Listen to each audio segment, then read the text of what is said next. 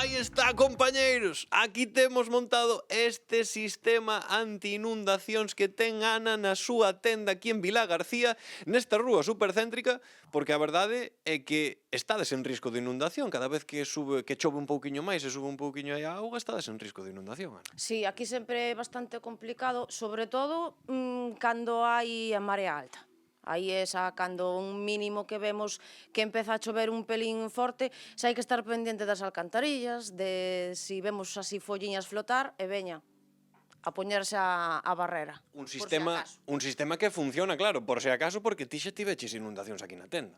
Sí, de feito a última foi en diciembre de 2022, plena campaña navideña, cos villancicos. E colleuche aquí e de repente inundouse xa a tenda e tes que andar achicando auga. Sí, pois de feito é que doume tempo a poñer a barrera antigua que tiñamos antes, pero que foi tal o colaso que había de auga que non houbo maneira de parala. Este sistema que vemos que ten uns raíles nos que baixa esta, pois, por así decirlo, esta barreira, non, que tedes aquí montada e que vemos que ten montada moita xente polos comercios aquí na rúa.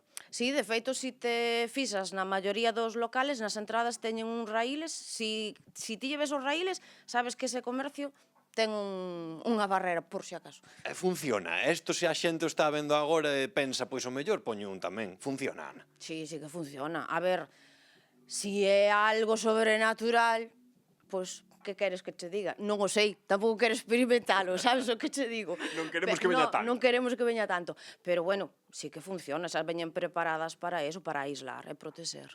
Pois para aislar e protexer temos aquí un sistema maravilloso, amigos, porque xa sabedes que hai moitos galegos en risco de inundación e xa sabedes, podedes poñer este sistema bárbaro, esta barreira bárbara, cos raíles na portiña da vosa tenda.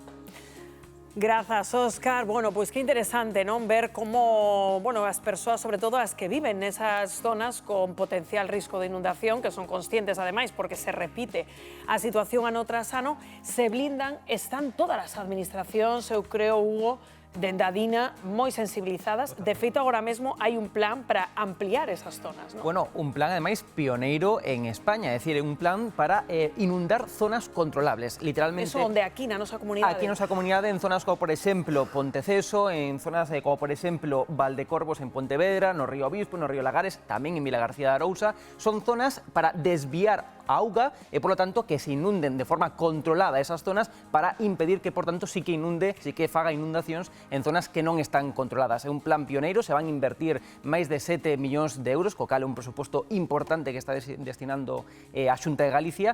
Bueno, e tamén hai que ensalzar que Galicia está sendo pioneira neste sentido. Claro, é que de feito, José Manuel, hai pouco coñecíamos un informe, non, actualizado ademais con esas zonas de risco de inundación e nos atopábamos con que aquí en Galicia non podíamos relaxarnos, por iso entendo tamén que este plan se poña en marcha, non? Sí, efectivamente, temos identificados tamén a través, gracias ao organismo Aguas de Galiza, fíxate, até 568 zonas de especial risco potencial de inundacións. Claro, aquí é importante saber que ademais das inundacións provocadas as denominadas fluviais, é dicir, cerca dos ríos, tamén están as costeiras e tamén están as pluviais, que provocan as escorrentías, os desprendementos, etc. No caso de Vilagarcía é un caso moi concreto, porque ali, claro, son 7 e pico kilómetros de ríos, non só ríos, pero tamén están os regos, os regatos, está o río Con, o rego de Guillán, o Leiro, o regato da Lomba, o Santa Mariña, é dicir, son moitas posibilidades de que haxa eses, digamos, desbordamentos. E, por tanto, en todas esas zonas a xente ten que estar moi concienciada. Cando decimos eso, temos que pensar tamén a xente que vive a preto do río Valga, do Louro, do Ulla, do Sar, e tamén, sobre todo, do Sil, que tamén ten moita potencialidade e moita perigosidade. E hai que estar especialmente atentos, tanto as persoas como as vivendas, os locais, etc., para non ter despois que lamentar, pois, mares maiores. É que teñen que estar previstos, José Manuel, como estás contando, porque que lles vai os cartos niso, porque, por exemplo, estábamos vendo, Javier, ese establecemento de Vilagarcía, onde, por pôr un dato en riba da mesa, para un pequeno comercio que lles entre 1 e 5 centímetros de auga, pois igual supón perder ese día de traballo e 5.000, 6.000 cartos de recaudación. Sí, e máis se isto sucede en tempadas como que dicía esta señora, por exemplo, que a última vez que tivo que pechar era no Nadal, non? Nun momento de moitísimo máis consumo, de moitísimas máis vendas, co cal, efectivamente, calquera precaución é pouca. existen as barreras, imagino que tamén terán habilitados determinadas medidas como levar os cadros eléctricos, ter onde situar os stocks nas estanterías e tamén mesmo seguros para que lles cubran tanto as perdas como a perda de beneficios que non ingresan. E logo é moi importante, eu creo, non, Lupe, que estas alertas calen a poboación, porque aí estaba lembrando o Bernardo esas recomendacións que semellan de sentido común, pero se recordamos o que pasou aí uns días en Tenerife, igual non tanto, non? É dicir, que a xente non se achegue á línea de costa, aínda que ten unha beleza tremenda ao mar en días como hoxe, é que é moi perigoso, e que nos pode arrastrar unha onda. Sí, Rocío, eu penso que Galicia e tormentas, inundacións prácticamente o mesmo, non? Nos os galegos estamos moi acostumados, por eso penso que o noso sistema de alertas de comunicación á poboación estamos moi concienciados, non? Ademais, a máis disto, isto que estábamos a falar, temos organismos en na Xunta Galicia como Augas de Galicia, Meteo Galicia, o Centro de Coordinación de Emerxencias, o 112, que funcionan plenamente nestes momentos, en estos casos.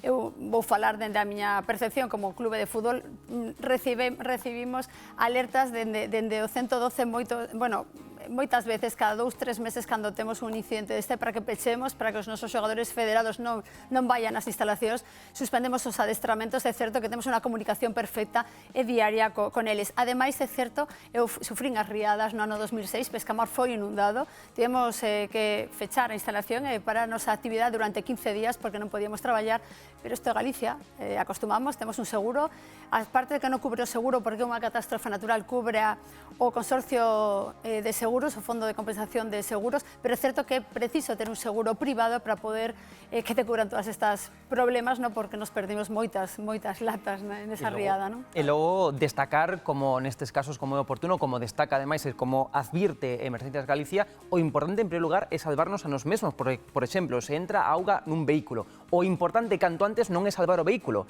é salvarnos a nos mesmos, sair canto antes do vehículo. Se a auga entra nas vivendas, na parte de abaixo, o máis importante non é sacar os mobles, senón subir as partes altas das vivendas. Eso é o máis importante, o primeiro somos nós, e logo xa se verá, en fin, como paliar os danos materiais. Pois